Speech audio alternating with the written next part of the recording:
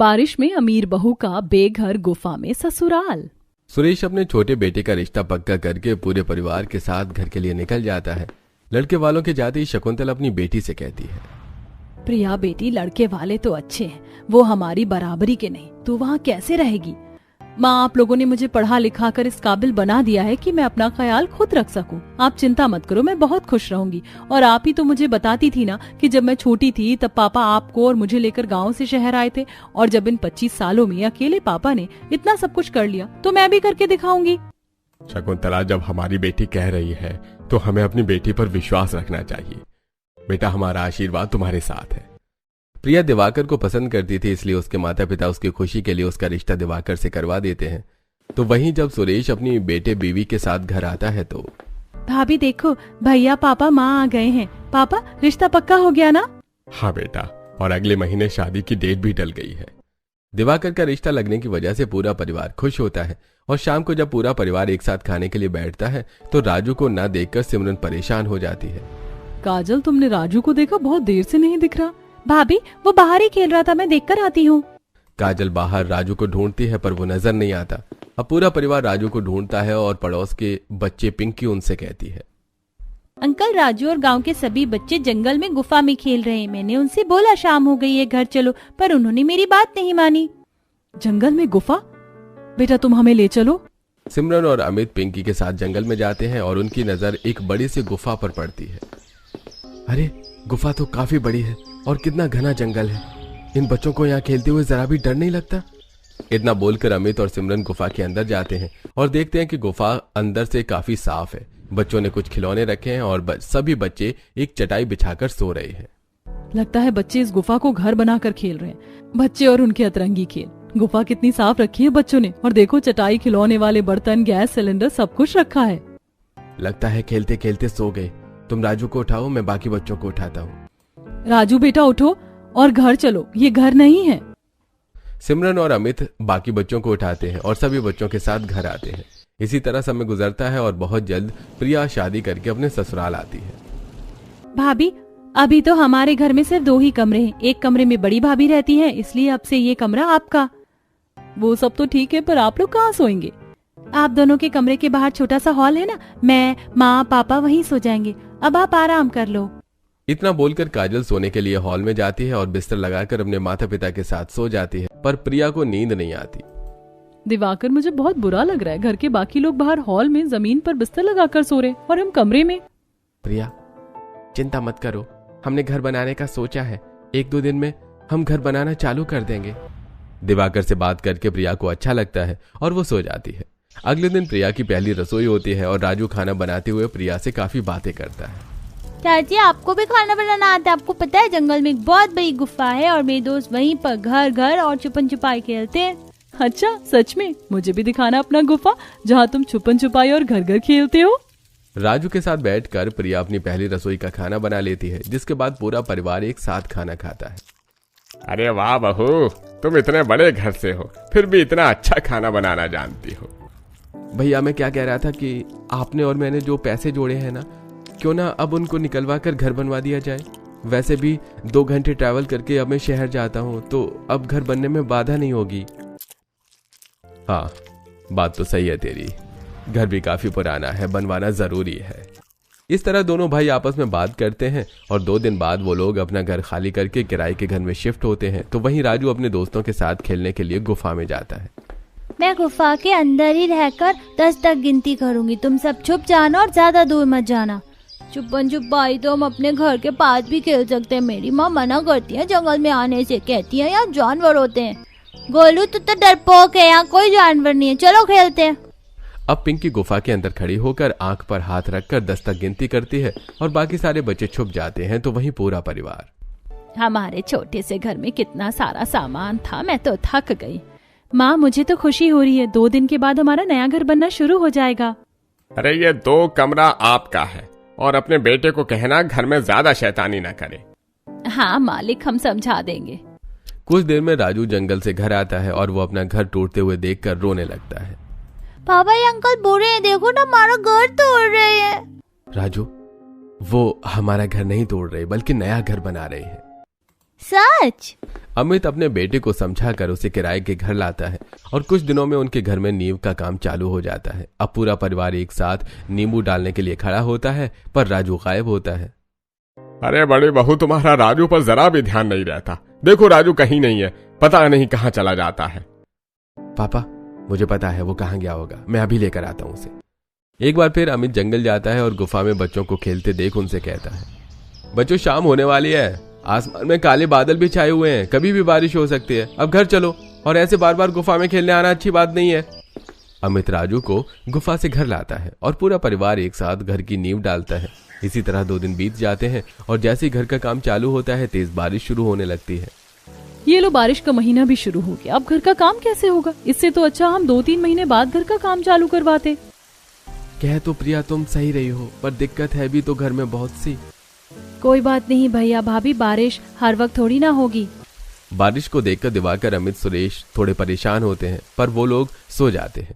इसी तरह 2 दिन बीत जाते हैं और बारिश थमने का नाम नहीं लेती, जिस वजह से अमित की फैक्ट्री का काम बंद हो जाता है। तो वहीं सुरेश भी अपनी मजदूरी का काम नहीं कर पाता। साथ ही अब दिवाकर भी ऑफिस नहीं जा पा रहा होता है। 3 दिन हो गए हैं, मैं इस बारिश की वजह से ऑफिस नहीं जा पा रहा हूँ।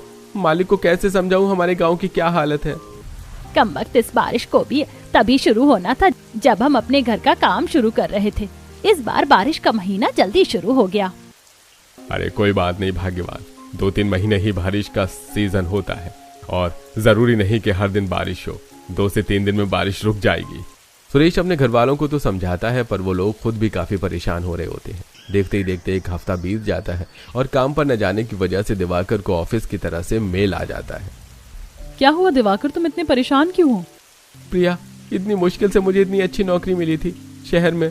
सोचा था घर बनाएंगे, पूरा परिवार अपने अपने कमरे में आराम से सोएगा, इस बारिश में हमें कोई दिक्कत नहीं होगी। पर इस बारिश की वजह से मैं पिछले 1 हफ्ते से काम पर नहीं जा पा रहा। मेरे पास मेल आ गई, अगर 2 दिन के अंदर मैं ऑफिस नहीं गया तो वो लोग मुझे काम से निकाल देंगे। ऐसा ही हाल कुछ मेरा भी है। जब भी बारिश होती है, हमारे मालिक को कुछ महीने के लिए फैक्ट्री बंद करनी पड़ती है। कोई बात नहीं, ये बारिश बंद होते ही सब ठीक हो जाएगा और अभी हमारे पास पैसे हैं, घर भी बन जाएगा। आशा के परिवार के पास घर बनाने के लिए अभी पैसे थे, इसलिए वो ज्यादा परेशान नहीं होते और आराम से सो जाते हैं। पर शायद अभी उनकी जिंदगी में और दुख आने बाकी थे। जब पूरा परिवार चैन से सो रहा होता है तो उसी रात कुछ चोर आकर मालिक और सभी किराएदारों के घर में चोरी करके चले जाते हैं और अगली सुबह, अरे मैं तो लुट गया, बर्बाद हो गया। मेरे पास 50,000 कैश रखे थे, सारे पैसे गहने चोरी हो गए। माँ जी, हमने जो भी अपनी पेटी में 2 लाख रुपए रखे थे वो भी गायब है। लगता है चोर ने ना सिर्फ मालिक के घर में चोरी करी बल्कि हम किराएदारों को भी नहीं छोड़ा। अरे अब हम क्या करेंगे, हम लोगों को इतनी बड़ी रकम निकालने ही नहीं चाहिए थी। घर में चोरी होने की वजह से पूरा परिवार सदमे में आ चुका था। इसी तरह 3 दिन बीत जाते हैं और मालिक आकर उनसे किराया मांगने लगता है।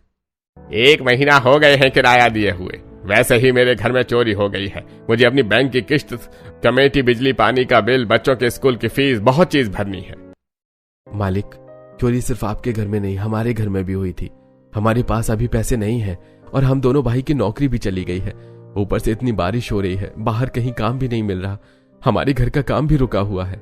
अरे हाँ, तो इस बारिश में क्या तुम अकेले फंसे हो? हम भी फंसे हुए हैं और बाहर बहुत सारे किराएदार भटक रहे हैं जो मुझे एडवांस पैसे देने को तैयार है। अगर आज शाम तक किराया नहीं दिया तो घर खाली कर देना भाई। मकान मालिक धमकी देकर चला जाता है, जिसके बाद पूरा परिवार परेशान हो जाता है और अपना सामान पैक करने लगता है। हमें इस महीने घर का काम चालू ही नहीं करना चाहिए था। पुराना ही सही, पर हमारे सर पर छत तो थी। हमने तो अपने पैरों पर खुद ही कुल्हाड़ी मार ली। अब हम इस बारिश में कहाँ जाएंगे? ना काम है और ना ही हाथ में पैसे, समझ नहीं आ रहा क्या करें। अभी तो हमें कमरा खाली करना होगा, देखते हैं क्या पता हमारा कोई पड़ोसी मदद कर दे। पूरा परिवार अपना सारा सामान लेकर अपने मोहल्ले में आते हैं और अपनी एक पड़ोसन के घर में सारे सामान रखकर कुछ समय के लिए बैठ जाते हैं।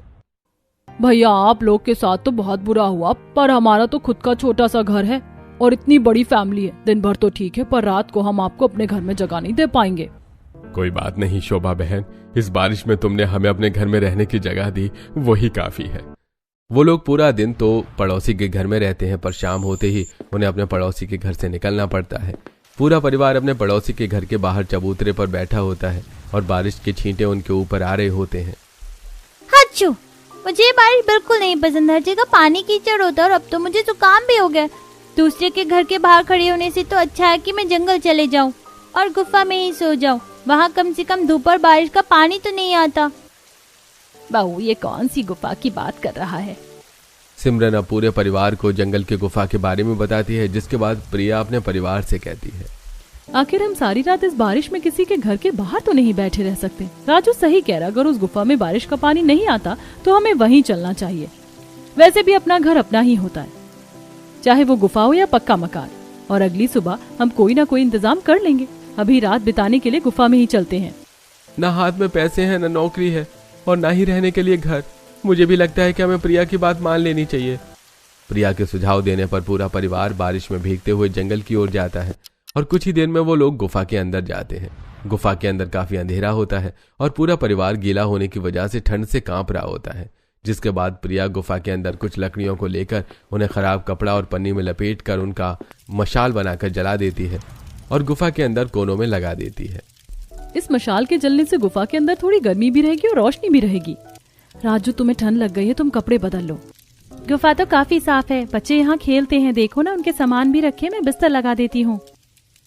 काजल जल्दी से कुछ बैग खोलकर बिस्तर निकालती है और प्रिया थोड़ी थोड़ी दूरी पर 3 पर्दे लगा देती है, जिसमें एक तरफ सिमरन अपने पति और बच्चे का सामान रखती है, दूसरी तरफ प्रिया और दिवाकर अपना सामान रखते हैं और वहीं बाकी के बचे हिस्से में काजल अपने माता पिता का सामान रखती है। और बिस्तर लगाकर जैसे ही पूरा परिवार बैठता है उन्हें जानवरों की आवाज सुनाई देती है।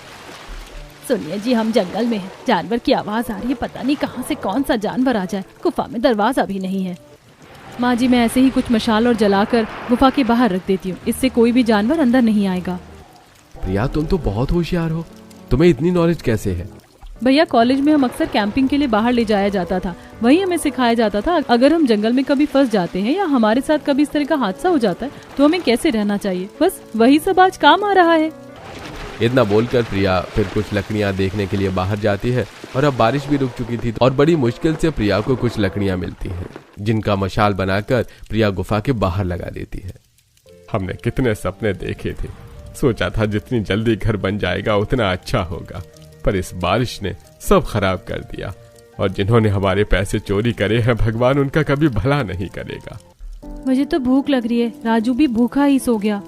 मैंने कुछ रोटी और कुरकुरे मट्ठी जैसी चीज डब्बे में भर ली थी, आज रात यही खाकर सो जाते हैं। रात काफी ज्यादा हो चुकी थी, पूरा परिवार भूखा था, इसलिए वो लोग दिन वाली रोटी और कुछ नमकीन मट्ठी निकाल कर खाते हैं और सारी रात गुफा में ही सोते हैं। अगली सुबह होते ही, मैं थोड़ा मजदूरी का काम देखने के लिए जा रहा हूँ, क्या पता कहीं कोई काम मिल जाए।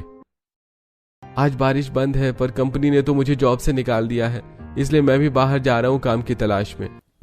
पर हम इस गुफा में कब तक रहेंगे? काजल, बिना पैसे के कोई हमें अपना घर किराए पर नहीं देगा। हमारी फैमिली बहुत बड़ी है, कौन हमें अपने घर में रहने की जगह देगा? और हमारा घर भी टूट चुका है और ना ही हाथ में पैसे हैं कि घर बनवा सके। इसीलिए जब तक हाथ में पैसे नहीं हो जाते हमारा घर नहीं बन जाता। हमें इस गुफा में ही रहना होगा। दीदी, चलिए गुफा के बाहर खाना बनाते हैं। अमित, सुरेश और दिवाकर काम की तलाश में बाहर जाते हैं तो वहीं प्रिया सिमरन के साथ मिलकर गुफा के बाहर मिट्टी का चूल्हा बनाती है और सूखी लकड़ी लाकर खाना बनाने लगती है। बहू, हम इस गुफा में कैसे रहेंगे? कुछ ही दिन में राशन भी खत्म हो जाएगा और हम अपनी रसोई बाहर नहीं रख सकते। ये जंगल है, रात को किसी भी वक्त कोई जानवर आ गया तो। आप सही कह रही है माँ जी, पर जब तक घर और पैसों का इंतजाम नहीं हो जाता हमें इस गुफा में ही रहना होगा। शाम को जब जेठ जी, पापा जी और दिवाकर जी घर आएंगे तो मैं उनसे कहूंगी कि जंगल के पीछे पहाड़ी से कुछ बड़े पत्थर तोड़कर ले आएं। हम उससे ही गुफा ढकने के लिए दरवाजा बनाएंगे। अगर हम लकड़ी का दरवाजा बनाते हैं तो उसे बनाने में समय लगेगा और जानवर उसे आसानी से तोड़ भी सकते हैं। पूरा परिवार बैठकर एक साथ खाना खाने लगता है, तभी कुछ बच्चे वहाँ खेलने के लिए आते हैं। राजू तो अपने पूरे परिवार के साथ गुफा में है, अब हम खेलेंगे कहाँ? बच्चों, ये जंगल तुम्हारे लिए सेफ नहीं है, यहाँ खेलना बंद कर दो और अब हम यहीं रहेंगे जब तक हमारा घर नहीं बन जाता। बच्चे उदास होकर वापस अपने घर चले जाते हैं और शाम सुरेश, अमित और दिवाकर घर आते हैं। वो चट्टान और पहाड़ तो हमसे नहीं टूटेगा, आप लोग कुछ करिए ना। रात तो हमने जैसे तैसे बिता ली, पर यहाँ जानवर हैं, अगर रात में किसी जानवर ने हम पर हमला कर दिया तो? बहू, तुम सही कह रही हो, तुम लोग अंदर जाओ, हम लोग पहाड़ी से पत्थर के कुछ टुकड़े लेकर आते हैं। कुछ देर में सुरेश अपने दोनों बेटों के साथ जंगल के अंदर जाता है और वहां से कुछ बड़े पत्थर तोड़कर उन्हें हाथ से धक्का मारते हुए गुफा के पास लाते हैं। अगर हम इस गुफा को ढक देंगे तो हम अंदर ही फंसे रह जाएंगे। ये पत्थर बहुत भारी है, अकेले किसी से नहीं हिलने वाला। हाँ मैं जानती हूँ, आज रात इससे हम गुफा ढक लेते हैं और कल हम अपनी लकड़ी की रसोई और गुफा के लिए दरवाजा बनाएंगे। और अगर इस जंगल में जानवर हैं तो उन्हें गुमराह करने के लिए इस पत्थर को हम अपनी गुफा से थोड़ी सी दूरी पर रखेंगे और इनसे 4 मशाल जला देंगे। जानवर चट्टान से डरते हैं और बड़ी चट्टान होगी तो वो वैसे भी आगे नहीं आएंगे। इस तरह हम गुफा से बाहर भी नहीं निकल सकेंगे और इस पत्थर की मदद से कोई जानवर गुफा के अंदर नहीं आ पाएगा। एक बार फिर प्रिया और सिमरन घर के बाहर मिट्टी के चूल्हे पर सबके लिए खाना बनाती हैं और आज खाने में खिचड़ी देख गुफा के अंदर बैठा पूरा परिवार उदास हो जाता है। मैं आज भी खाने में खिचड़ी नहीं खाऊंगा। पिछले कुछ दिनों से खिचड़ी खाने को मिल रही, मेरा दिल आज सब्जी रोटी खाने का है। बेटा यहाँ सब्जी नहीं है और ना पैसे, मैं कहाँ से लाऊंगी सब्जी? इतनी मुश्किल से तो इस गुफा को हमने घर बनाया है, यहाँ अपना सामान रखा है। अभी हमारे पास ना रसोई है, ना पैसे और ना ही सब्जी, इसीलिए जो मिल रहा है वो खा ले। एक एक पैसों के लिए अपने परिवार को तरसता देख प्रिया भी काम करने का फैसला लेती है। जब मैं बहुत छोटी थी तब मेरे पापा मुझे और माँ को लेकर शहर आ गए। उनके पास घर भी नहीं था। पापा बताते थे कि वो फुटपाथ पर रहते थे और इस तरह उन्होंने दिन रात मेहनत की और आज हम इतने अमीर हो गए। लगता है वही स्ट्रगल मेरी भी जिंदगी में है, इसीलिए मैं भी अपने पापा की तरह काम करना चाहती हूँ और मेरे काम करने से आप सबको मदद मिलेगी और हम जल्द से जल्द अपना घर भी बनवा पाएंगे। पापा, प्रिया बहुत पढ़ी लिखी है, वो तो शुरू से ही काम करना चाहती थी पर उसे काम करने का मौका नहीं मिला। मुझे लगता है अगर प्रिया काम करना चाहती है तो हमें करने देना चाहिए। वैसे भी आजकल बहू भी काम करती हैं। मेरी बहू सच में बहुत समझदार है, अगर वो काम करना चाहती है तो मैं मना नहीं करूंगा। जब पूरा परिवार गुफा के अंदर बैठकर खाना खा रहा होता है तो उनकी नजर बाहर पड़ती है और बारिश होता देखकर सब आराम से खाना खाकर उस चट्टान को गुफा के पास रख देते हैं और आराम से सारी रात सोते हैं। अगली सुबह न सिर्फ घर के मर्द बल्कि प्रिया भी नौकरी की तलाश में बाहर जाती है, तो वहीं आज आशा भी अपने गांव औरतों से कुछ सब्जियां मांगने के लिए जाती है।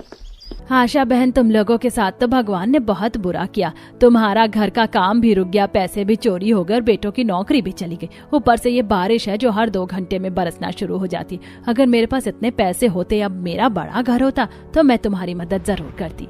कोई बात नहीं बहन, जिसके नसीब में जितना दुख लिखा होता है वो तो इंसान को झेलना ही पड़ता है। ऐसे यहाँ मैं तुमसे कुछ सब्जी मांगने के लिए आई थी। घर में आटा दाल चावल तो है पर सब्जी नहीं है, और तुम्हारी तो सब्जियों की खेती है। आंटी, हम गुफा में घर बनाकर रह रहे हैं। गुफा के बाहर हमने सफाई भी कर ली है। अगर आपके पास कुछ पौधे हैं सब्जियों के तो हमें वो दे दीजिए। हम बार बार सब्जी मांगने तो नहीं आ सकते ना। हाँ हाँ काजल बेटा, क्यों नहीं, हम पड़ोसी। अगर हम एक दूसरे की मदद नहीं करेंगे तो कौन करेगा।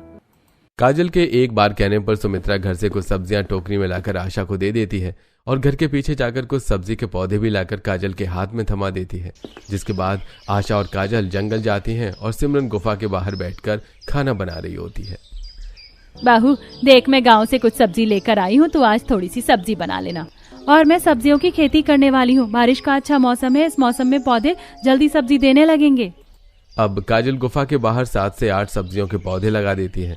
इसी तरह कुछ दिन बीत जाते हैं और एक शाम जब पूरा परिवार गुफा में बैठकर बातें कर रहा होता है तो प्रिया के माता पिता गोलू के साथ गुफा में आते हैं। अंकल, यही गुफा है, यहीं रहते हैं सब लोग। माँ पापा, आप दोनों यहाँ? हम तेरे घर गए थे तुझसे मिलने के लिए, इस बारिश में तेरा हाल समाचार पूछने, पर वहां जाकर पता चला कि तुम लोग बेघर हो गए हो और जंगल में इस गुफा में घर बनाकर रह रहे हो। तो ये बच्चा हमें यहाँ लेकर आया। बेटा, तू पिछले कुछ दिनों से इतनी परेशानी चल रही है और तूने अपने माता पिता को बताया भी नहीं। हमें आप लोगों से ये उम्मीद नहीं थी। हमने अपनी बेटी को आज तक किसी चीज की कमी नहीं होने दी और आप मेरी बेटी को इस गुफा में लेकर आ गए रहने के लिए। माँ पापा, मेरे ससुराल वालों की कोई गलती नहीं है। मैं आप लोगों को परेशान नहीं करना चाहती थी। और जब पापा शहर आए थे तो वो भी तो अकेले थे। जब हम अपने दम पर इतना सब कुछ कर सकते हैं तो क्या मैं नहीं कर सकती? अब प्रिया अपने माता पिता को सारी बात बताती है और उन्हें समझाती है। बेटा, हमें तुझ पर पूरा भरोसा है, पर जब तुझे ये लगे कि अब तुझसे नहीं हो रहा तो तू अपने माता पिता को जरूर याद करना। हमें माफ कर दीजिए, बिना सच जाने हम लोगों ने आपको पता नहीं क्या कुछ नहीं कह दिया। अब हम चलते हैं, पर हमारी मदद की जब भी जरूरत हो तो हमें जरूर याद करना। और बेटा, तू अपने परिवार के साथ अपना भी ख्याल रखना। इतना बोलकर प्रिया के माता पिता बारिश रुकते ही वहां से चले जाते हैं। इसी तरह कुछ दिन बीत जाते हैं और विनोद को मजदूरी का काम मिल जाता है, जिस वजह से वो दिन के कभी 300 तो कभी 400 रुपए कमा के लाता है। तो वहीं प्रिया को भी गांव की एक छोटी सी दुकान में काम मिल जाता है। आप लोग चिंता मत कीजिए, पापा और मेरे पैसे से घर तो नहीं बन सकता, पर हमारा गुफा घर का खर्चा जरूर चल सकता है। और मेरी कपड़ों की शॉप ज्यादा दूर नहीं है, बस जंगल के बाहर निकलते ही 10 मिनट की दूरी पर है। कितनी भी बारिश हो जाए मैं आराम से चली जाऊंगी। प्रिया, तुम्हें नौकरी मिल गई, पर मुझे और भैया को काम नहीं मिला। बारिश बंद होने के बाद भैया को भी फैक्ट्री का मालिक बुला लेगा। पता नहीं अब मैं कभी काम कर भी पाऊंगा या नहीं। आप दुखी क्यों होते हैं, आपको भी नौकरी मिल जाएगी। वैसे दीदी को सुबह और दोपहर में खाना बनाने में बड़ी दिक्कत होती है। अब हमें एक छोटी सी रसोई बना लेनी चाहिए, पता नहीं हमारा घर कब तक बन पाए। खुली रसोई देखकर अगले ही दिन प्रिया और सुरेश काम के लिए चले जाते हैं। वहीं अमित और दिवाकर लकड़ियां काटने लगते हैं और जैसी बारिश होती है पूरा परिवार गुफा के अंदर चला जाता है। माँ, चाची ने इस गुफा को बिल्कुल घर बना दिया। देखो ना, पर्दे लगा दिए हैं और 3 छोटे छोटे कमरे बना दिए और सारा सामान भी हमारा कितने अच्छे से एक पत्थर के ऊपर चाची ने रख दिया। मुझे तब अपना गुफा का घर भी अच्छा लगने लगा है। सही कह रही थी प्रिया बहू, अपना घर अपना ही होता है, चाहे फिर गुफा ही क्यों ना हो। भैया, लगता है ये बारिश हमारे लिए पनौती है। जब कुछ अच्छा काम करने जाओ तभी हो जाती है। अब ये बारिश रुके तो हम अपनी लकड़ी की रसोई बना पाए। गुफा के अंदर बैठा पूरा परिवार बारिश के रुकने का इंतजार करता है। तभी बारिश में भी दुकान में बैठकर प्रिया बिल बनाने का काम कर रही होती है। बाहर कितनी तेज बारिश हो रही है, पता नहीं दीदी की रसोई बन पाई होगी या नहीं। कुछ ही देर में बारिश रुक जाती है और एक बार फिर दिवाकर और अमित बाहर आते हैं और लकड़ियां काटकर उन्हें जोड़कर 3 से 4 दिनों के अंदर गुफा के बाहर ही अपनी एक छोटी सी रसोई बना लेते हैं। इसी तरह कुछ दिन बीत जाते हैं और अब 2 या 3 दिन पर बारिश होती, जिस वजह से अमित का मालिक भी उसे फैक्ट्री आने के लिए फोन करता है। माँ, आज मैं बहुत खुश हूँ। मालिक का फोन आया था, उसने कहा है कि कल से हम सभी कर्मचारी फैक्ट्री आ सकते हैं। लगता है भगवान को हम गरीबों पर दया आ गई। सब अच्छा हो रहा है, पता नहीं मेरी नौकरी कब लगेगी। एक बार बस मेरी नौकरी लग जाए तो मैं गांव में अपना रुका हुआ घर बनवाने का काम शुरू कर दूंगा। अब यहाँ और दिल नहीं करता रहने का। अमित की नौकरी लगने से परिवार वालों के सिर से एक बोझ कम होता है। इस तरह कुछ दिन बीत जाते हैं और काजल ने जो सब्जियों की खेती की होती है उसमें सब्जी लहराने लगती है। माँ देखो, आंटी ने जो हमें सब्जियों के पौधे दिए थे इनमें सब्जियां आ गई हैं। हम बैंगन को तोड़कर एक टाइम का खाना तो बना ही सकते हैं। माँ, आज मुझे बैंगन का भरता खाना है। हाँ बेटा, आज मैं तेरे लिए रोटी और बैंगन का भरता बनाऊंगी। कुछ देर में सिमरन सब्जियां तोड़कर रसोई में जाती है और बाहर तेज बारिश होने लगती है, पर वो अपनी छोटी सी रसोई में आराम से खाना बनाती है। अच्छा हुआ जो भैया ने लकड़ी की छोटी सी रसोई बना दी। अब बाहर कितनी ही बारिश क्यों ना हो जाए, आपको खाना बनाने में परेशानी नहीं होगी। काजल, देवर जी की नौकरी लग जाए तो हमारी मुसीबत टल जाएगी। कैसे इस गुफा में हमने 2 से 3 महीने बिता दिए, पता ही नहीं चला। बारिश के मजे लेते हुए सिमरन खाना बनाती है और बारिश रुकते ही शाम को पूरा परिवार घर आता है, जहाँ सब आराम से खाना खाते हैं और दिवाकर अपने घर वालों को एक खुशखबरी देता है। माँ, पापा, लगता है भगवान ने हमारी सच में सुन ली। मेरी भी नौकरी लग गई है और इस बार मेरी सैलरी पहले से भी ज्यादा है। अब आप देखना, 1 महीने बाद हमारे घर का काम फिर से शुरू होगा। बस कुछ महीने और फिर हमारा घर बनकर तैयार हो जाएगा। एक बार फिर पूरा परिवार अपने घर का सपना देखता है। इसी तरह समय गुजरता है। देखते ही देखते 2 महीने बीत जाते हैं। अब सुरेश और प्रिया के पैसे से घर चलता है, तो वहीं दिवाकर और अमित अपने पैसों से घर बनवाने का काम चालू करवाते हैं। भैया, लंच का समय हो गया, आप सब चाय पी लीजिए। बहन, भगवान सब देखता, तुम लोगों ने इतने दुख काटे, जंगल में गुफा में घर बना कर रहे, वहाँ खेती करी, रसोई बनाया, पर आखिरकार वो समय आ गया जब बहुत जल्द तुम्हारा अपना घर बनकर तैयार होगा और तुम लोग अपने घर में आओगे। सच में आशा बहन, तुम और तुम्हारे परिवार ने बहुत कुछ झेला है। आशा की नजरों के सामने उसका 3 कमरे का घर बनता है और पहले छत डालते ही पूरा परिवार अपना गुफा का घर खाली करके अपने घर में आते हैं। आज मैं बहुत खुश हूँ, हम अपने घर में आ गए। अभी हमारा घर पूरा नहीं बना, पर ये बहुत अच्छा है। यहाँ आकर मुझे बहुत सुकून मिल रहा है। पर माँ, हमारा घर तो अभी भी गरीबों वाला ही, अमीरों वाला घर तो हमारा तब होगा ना जब इसमें भी रंग और प्लास्टर होगा। वो कब होगा? राजू, अब हम अपने घर में आ गए हैं ना, वो भी जल्दी हो जाएगा। अब पूरा परिवार अपने घर में रहकर अपने घर का बाकी का काम करवाते हैं और कुछ ही महीनों में उनका घर बनकर तैयार हो जाता है और धीरे धीरे अमित और दिवाकर की तरक्की होने लगती है। अब प्रिया भी बड़ी कंपनी में नौकरी करने लगती है, जिस वजह से उनकी गरीबी दूर हो जाती है और वो लोग